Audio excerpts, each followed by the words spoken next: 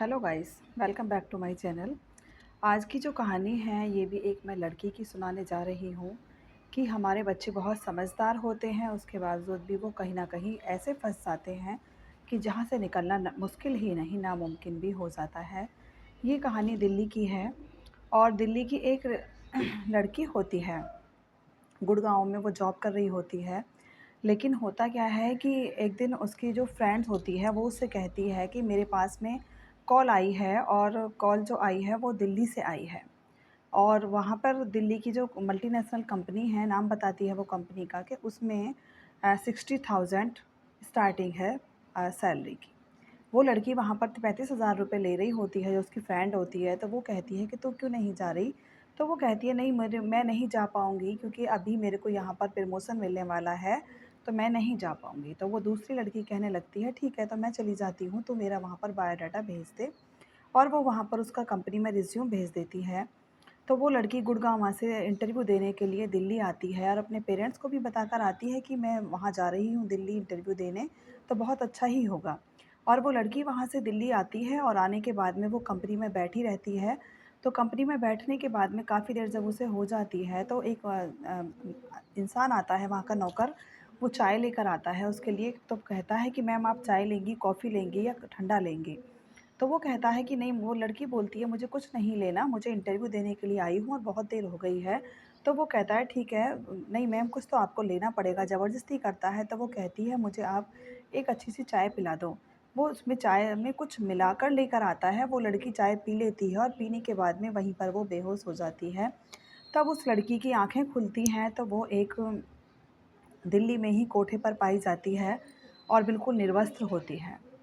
अब वो लड़की अपने इस तरह के बर्ताव को देखकर, मतलब रूप को देखकर, बहुत ज़्यादा परेशान हो जाती है कि मैं तो एक कंपनी में इंटरव्यू देने आई थी, ऐसा कैसे हो गया?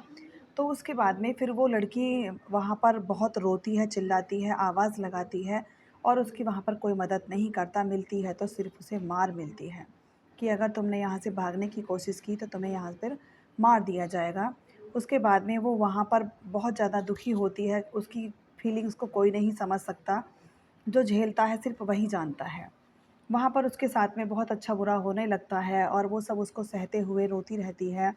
जितने भी इंसान आते हैं सबसे मदद माँगती है, लेकिन कोई उसकी मदद नहीं करता।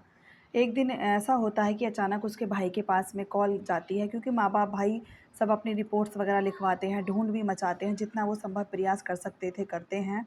तो उसके पास में फिर एक कॉल जाती है और कॉल जाने के बाद में उसका भाई को बताया जाता है कि दिल्ली में इस कोठे पर तुम्हारी बहन है। तो भाई वहाँ पर जाता है तो वो सोचता है कि मैं कैसे अंदर जाऊँ, कैसे ना जाऊँ? तो उसको कहा जाता है कि तुम एक व्यापारी बनकर ही वहाँ पर जा सकते हो। तो वो वहाँ जाता है तो वहाँ जाकर बैठ जाता है, उसको बीसियों लड़कियाँ दिखाई जाती हैं, वो मना कर देता है। तो वो आपस में बातें करती हैं, वहाँ की जो औरतें होती हैं, कि लगता है इसे भी वही लड़की चाहिए, जो हमारे यहाँ पर अभी-अभी कुछ महीने पहले आई है। तो वो लड़की एक कस्टमर को, मतलब कम के साथ होती है, वहाँ से वो आती है 3 घंटे के बाद। तो 3 घंटे में ही वो लड़का बैठा रहता है, उसका भाई जो होता है। उसके बाद फिर वो अपनी उसकी बहन जो होती है वो उस अपने भाई को देखती है, बहुत रोना चाहती है लेकिन वो रो नहीं पाती।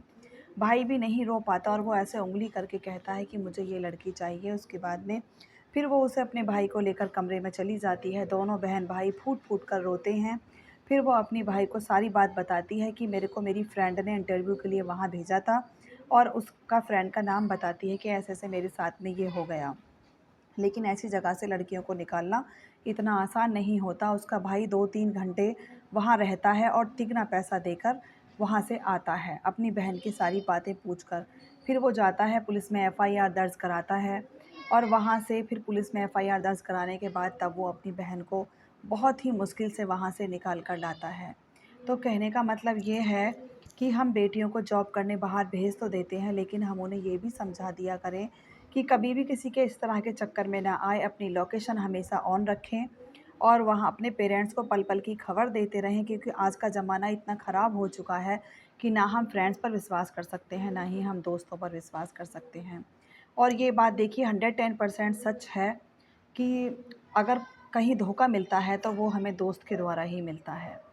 तो कहानी से सचेत रहिएगा। अगर मेरी कहानियाँ अच्छी लगती हैं तो लाइक, सब्सक्राइब एंड शेयर कीजिएगा और कमेंट भी कीजिएगा thank you and have a nice day.